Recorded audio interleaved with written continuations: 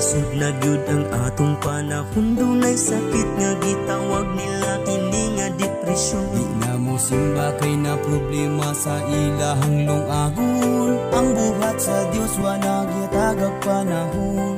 Ang kaagi ni Jesus dili gyud baya sayon, 40 ka adlaw ni kaon. Nag-anto siya sa kalibutan aron ikaw luwason maong dali na. Ayaw sige rason. Dali ka na ubantang mulakaw na kita. Ang ministeryo ni Jesus ipanayon ka. Aduang latason ng mga pagsulay, samtang himsubukos ng pata. Hangtod matapos magkuyog ka.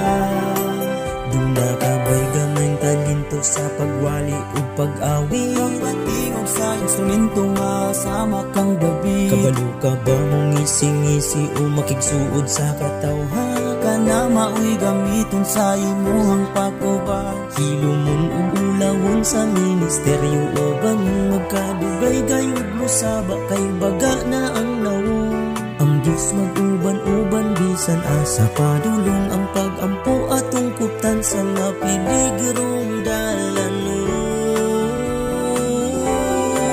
Dali tara na ubantang mulakaw na kita. Ang ministeryo ni Jesus ipanayon ta. Ato ang latason ng mga pagsulay, samtang himsubukos ng pata. Hangtod matapos makuyog ta.